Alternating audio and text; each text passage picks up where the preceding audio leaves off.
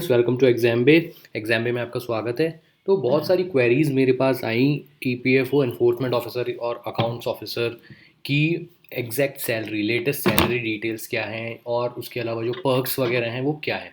ये ऑलरेडी मैं शेयर कर चुका हूँ, लेकिन अभी जो मैंने बहुत ही सिंपल तरीके से आपको एक एग्जैक्ट फिगर लाने की कोशिश करिए। और जब तक आप लोग ज्वाइन करोगे, लाइक 2020 एग्ज़ाम से आप लोग ज्वाइन करोगे, मई में आपका एग्ज़ाम होगा, तो आप ये मानकर चलो कि नवंबर दिसंबर से पहले तो ज्वाइनिंग नहीं होगी, राइट। उसके बाद ही आप मान के चलो नवंबर दिसंबर, अगर हम स्टार्टिंग मान के चलें तो basic salary at the time of joining आपकी 47,600 होती है, क्योंकि आप लेवल 8 पे ज्वाइन करते हो, सेवन्थ पे कमीशन के हिसाब से, राइट। अभी जो डियरनेस अलाउंस है वो 17% ऑफ बेसिक पे, क्योंकि कोविड की वजह से गवर्नमेंट ने डियरनेस अलाउंस में जो इंक्रीमेंट था वो रोक दिया था। बट जुलाई 2021, अब जो जुलाई आएगा, जुलाई में आपका जो डीए है वो पुराने सारे डीएस को मिलाकर जो डीए बनेगा वहाँ से स्टार्ट होगा। फॉर एग्जांपल 17% था, जनवरी 2020 में ये 21% हो गया था, क्योंकि गवर्नमेंट ने अनाउंस कर दिया था, बट कोविड की वजह से वो कैंसिल कर, मतलब पोस्टपोन कर दिया था, बेसिकली आप कह सकते हो कैंसिल कर दिया था, क्योंकि एरियर्स आपको नहीं मिलेंगे 2021 में, बट डीए आपको वहीं से मिलेगा। तो फॉर एग्जांपल जनवरी 2021 में आपका 21% हो गया, राइट। फिर जुलाई, सॉरी, जनवरी 2020 में, फिर जुलाई में फिर एक और इंक्रीमेंट लगेगा, ओके। तो वो अगर हम मान के चलें, क्योंकि जो आपका ये AICPIN जो एक फिगर होती है इन्फ्लेशन के, CPI इन्फ्लेशन के हिसाब से, वो हमारा 24% बैठा रहा था। फिर अभी हमारा एक और जनवरी आया है, तो उसमें अगर हम फिर 3% माने तो 27%। फिर जुलाई आएगा 30, तो हम मान सकते हैं बहुत आराम से कि 30% या उससे ज़्यादा आपको डीए मिलेगा जब आप लोग ज्वाइन करोगे। उसके अलावा हाउस रेंट अलाउंस होता है, जो कि अभी 24% ऑफ योर बेसिक सैलरी है, ठीक है। वो 11,224 रुपये आ रहा है। जब जो डीए है वो 50% क्रॉस कर जाएगा, तब HRA आपका 27% हो जाएगा, बट वो 2-3 साल बाद की बात है, राइट। ट्रैवलिंग अलाउंस मिलता है जो आपको 3,600 रुपीज़ मिलेगा, और DNS allowance on travelling allowance वो आपका 17% ऑफ 3,600, 612 रुपये। जब आप जाओगे तब आपका आराम से वो 1,000 रुपये, 1,100 रुपये के आसपास होगा, राइट। तो टोटल सैलरी अगर कोई जनवरी में ज्वाइन करता है, लाइक अभी ज्वाइन करता है नया ईपीएफओ एनफोर्समेंट ऑफिसर, उसकी अगर सबको ज्वाइन मिला दिया जाए तो 71,000, 71,328 रुपीज़ ये आपकी सैलरी बनेगी। बट इसमें एक और पॉइंट है कि government contributes 14% of basic plus DA. 14% government contribute करती है अपना एनपीएस कंट्रीब्यूशन, जो नेशनल पेंशन स्कीम है उसका।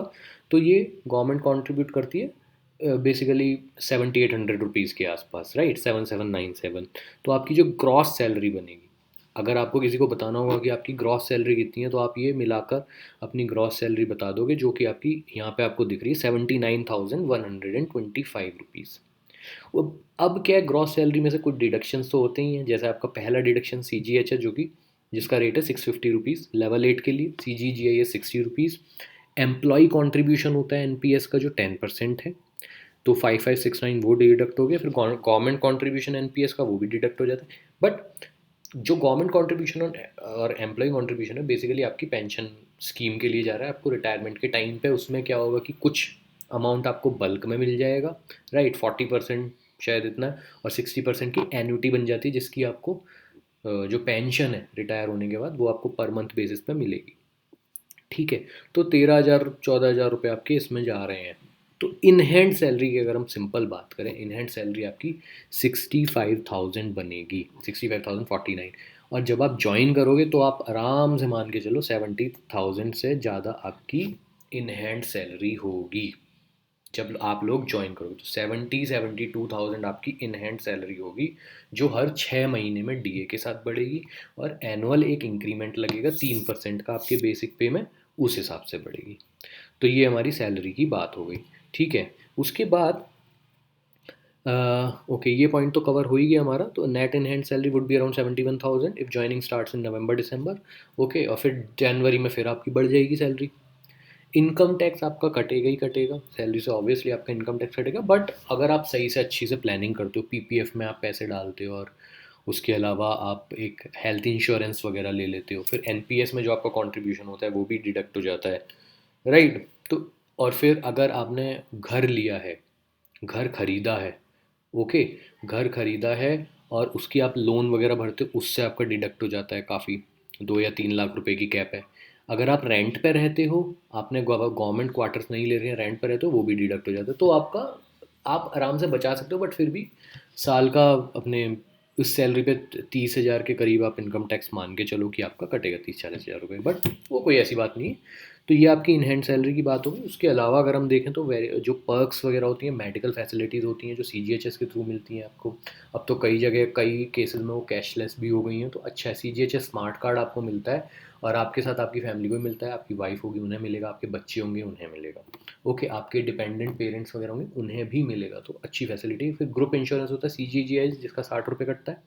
उसके अलावा चिल्ड्रन एजुकेशन अलाउंस मिलता है, अगर आपका बच्चे हैं जो स्कूल जा रहे हैं, तो 2 बच्चों तक आपको चिल्ड्रन एजुकेशन अलाउंस मिलता है, जो कि अभी 7 CPC में काफ़ी वो बढ़ा है उसका रेट, ओके। एग्जैक्टली मुझे याद नहीं आ रहा, वो मैं आपको बता दूंगा जब हम इनकम टैक्स वगैरह का डिस्कस करेंगे उसमें, तो वो भी आपको एनुअली मिलता है, which is a very good thing. तो ये भी आपकी सैलरी, आप कह सकते हो, इनकम में ऐड होता है। आपके बच्चे, ग्रेचुटी जो आपको रिटायर होने पे मिलती है, जिसकी 20 लाख रुपए कैप हो चुकी है, ग्रेचुटी मिलती है। फिर आपको मोबाइल फ़ोन अलाउंस वगैरह मिलते हैं, ये आपके वैसे अलाउंस हो गए, क्योंकि आपका जो काम होता है वो डेस्क जॉब के अलावा एनफोर्समेंट का भी होता है, जो इंस्पेक्शन इन्वेस्टिगेशन वगैरह आप कह सकते हो उसे, ठीक है। मोबाइल अलाउंस हो गया, ट्रैवलिंग अलाउंस अगर आप ट्रैवलिंग करते हो, ठीक है, तो उसमें भी आपको फूड अलाउंस वगैरह ये सब चीज़ें मिलती हैं। उसके अलावा और भी अलाउंस आप, क्योंकि गैजेट नॉन गैजेटेड ऑफिसर में एनफोर्समेंट ऑफिसर, उसके बाद जब गैजेट बनते हो तो ब्रीफ केस अलाउंस और ये सब अलाउंस आपको मिलते हैं। तो काफ़ी सारे अलाउंसेस हैं, काफ़ी सारी पर्क्स हैं, बहुत अच्छी ये जॉब है, और सैलरी डिटेल्स हमने आपको बताई दी हैं, एग्जैक्ट और लेटेस्ट। सो आप अपना तैयारी स्टार्ट रखिए, ऑल द वेरी बेस्ट।